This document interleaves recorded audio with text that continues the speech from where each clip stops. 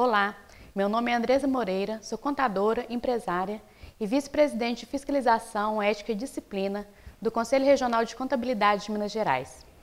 Hoje nós vamos tratar de 3 importantes resoluções editadas recentemente. A Resolução CFC 1589 de 2020, que trata da formalização das denúncias. A Resolução CFC 1590-2020, que trata dos contratos de prestação de serviços contábeis. E a Resolução CFC 1592 de 2020, que trata sobre a emissão dos decores. A Resolução CFC 1589 de 2020 dispõe sobre os procedimentos de apuração de denúncia, de representação e de comunicação de irregularidades relativos ao exercício da profissão contábil. Ela está em vigor desde 19 de março de 2020. Ela traz 3 tipos de formalização dessa denúncia. A denúncia propriamente dita, que é a informação da prática de atos contrários ao exercício da profissão contábil, ou a exploração da atividade contábil com a devida identificação do denunciante, trazendo as informações sobre o fato, a autoria, as circunstâncias, os elementos de convicção, bem como a indicação ou a apresentação das provas que deseja produzir ou indício veemente da existência do fato denunciado. O segundo tipo é a comunicação de irregularidade. Diferente da denúncia, ela é dispensada a identificação do comunicante, ela pode ser feita de forma anônima. É também a informação de prática de atos contrários ao exercício da profissão contábil ou a exploração da atividade contábil.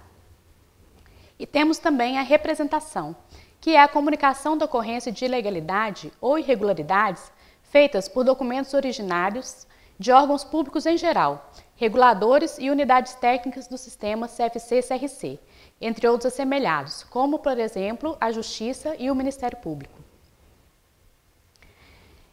Quem faz a denúncia tem o direito de acompanhamento da apuração dos fatos. Na denúncia e na representação, o signatário, a qualquer momento, poderá solicitar informações sobre o andamento da apuração. Na comunicação de irregularidade, o comunicante, identificado ou não terá acesso à apuração dos fatos.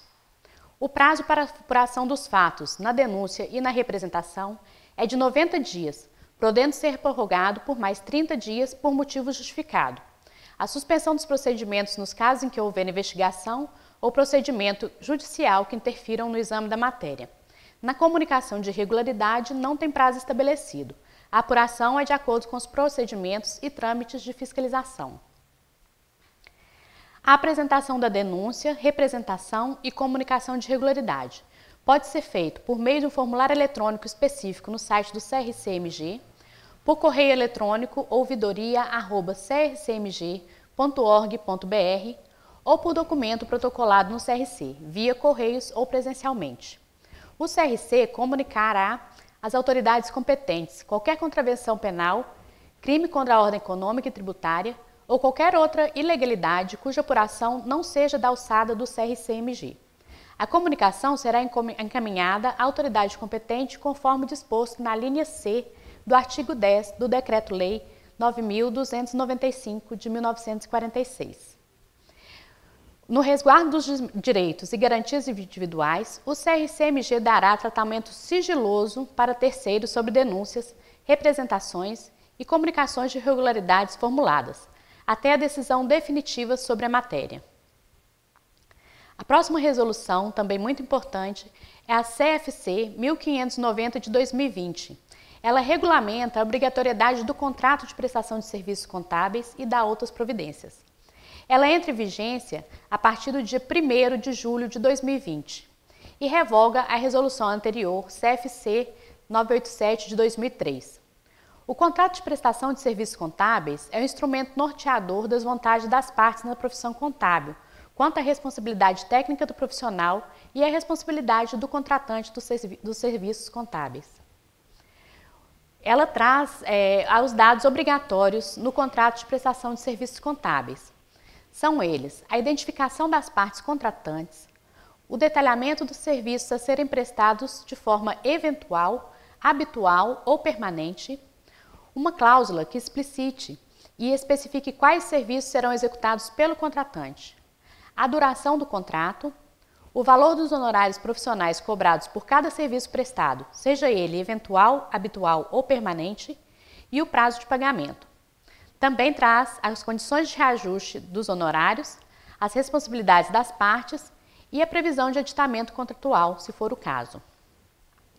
A obrigatoriedade do fornecimento da carta de responsabilidade da administração.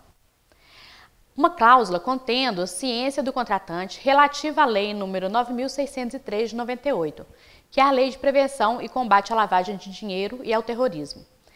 Uma cláusula rescisória com a fixação do prazo de prévio aviso para o encerramento da relação contratual. E também o foro para dirimir os conflitos. No caso da recusa da entrega da carta de responsabilidade da administração, o profissional deve avaliar a justificativa apresentada e os riscos para a continuidade da prestação de serviço, e deve adotar as salvaguardas necessárias, considerando a sua responsabilidade solidária perante a prática de atos culposos ou dolosos. Deverá ser feito também uma proposta de prestação de serviços contábeis. A oferta de serviço deverá ser feita mediante proposta, que contenha o detalhamento dos serviços, a periodicidade, o valor de cada serviço, as condições de pagamento, o prazo de duração da prestação de serviços, a forma de reajuste, a parte do serviço que deverá ser executadas pelo contratante, quando for o caso, e outros elementos necessários para a formalização do contrato. Após a aceitação formal da proposta, será celebrado por escrito o contrato de prestação de serviços. Os contratos tácitos, isso é, nas relações fáticas pré-existentes à data de 15 de dezembro de 1998, a formalização do contrato por escrito é facultativa. São obrigações do profissional residente comunicar ao novo responsável técnico contratado sobre fatos que deva tomar conhecimento, devolução de livros contábeis e auxiliares, documentos e arquivos das obrigações fiscais entregues ao fisco, inclusive os arquivos eletrônicos. A elaboração das demonstrações contábeis do período correspondente à sua responsabilidade técnica, salvo disposição expressa em contrário no distrato de prestação de serviços. E o cumprimento das obrigações tributárias acessórias, cujo período de competência tenha decorrido da vigência do contrato de prestação de serviços, ainda que o prazo do vencimento da exigência seja posterior ao da vigência do mencionado contrato, salvo expressa disposição contratual em sentido contrário. E, por fim, a Resolução CFC 1592 de 2020 dispõe sobre a declaração comprobatória da percepção de rendimentos, a decora eletrônica, e dá outras providências. A vigência é a partir do dia 1º de agosto de 2020 e ela revoga a Resolução CFC 1364 de 2011. As principais alterações trazidas pela resolução: retificação de decore emitida de forma errônea. A decora emitida não poderá ser cancelada, mas poderá ser retificada uma única vez dentro do prazo de 3 dias úteis da sua emissão, sendo exigidos documentos que embasem a retificação. O bloqueio do profissional que emite decores sem fundamentação legal de forma contumaz. O CRC poderá bloquear de forma justificada e cautelar o acesso ao sistema de emissão de decore, até que o profissional da contabilidade preste os esclarecimentos requeridos pelo CRC-MG e solicite o desbloqueio por escrito. Comunicação às autoridades competentes sobre crimes decorrentes da emissão de decores. O CRC enviará às autoridades competentes relatórios sobre fatos que apurar e cuja solução ou repressão não seja de sua alçada, conforme disposto na linha C do artigo 10 do Decreto-Lei nº 9.295 de 1946. As principais alterações no anexo 2. A exclusão do rendimento proveniente de venda de bens imóveis ou móveis. A exclusão da declaração do imposto de renda pessoa física como documento probante de rendimentos. No caso de distribuição de lucros, a inclusão da DRE e do balanço patrimonial como documento obrigatório a ser apresentado juntamente com a escrituração no livro diário. No caso da decora emitida com motivo honorários profissionais liberais ou autônomos, inclusão da declaração do órgão de trânsito, do sindicato da categoria ou cooperativa como documento probante, quando se tratar de atividade de transporte e correlato. Prestação de serviços diversos ou comissões.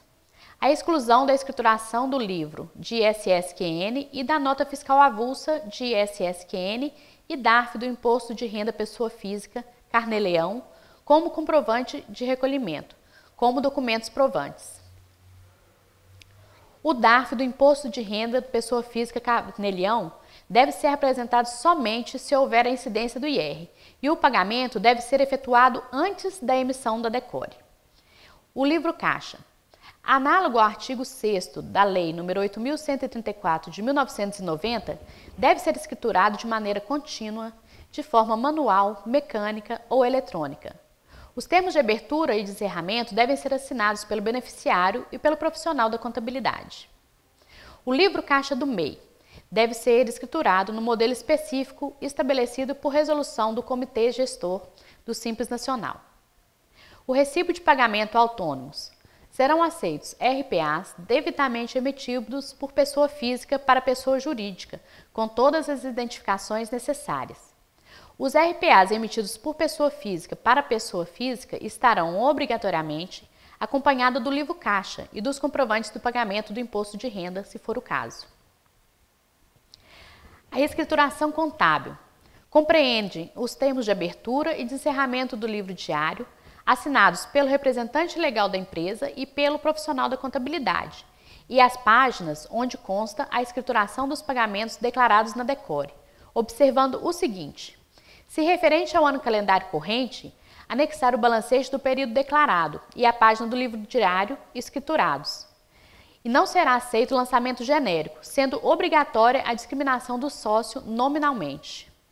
No caso de dúvidas, encaminhar o e-mail para ouvidoria@crcmg.org.br ou procurar a Gerência de Fiscalização no Conselho Regional de Contabilidade de Minas Gerais. Muito obrigada!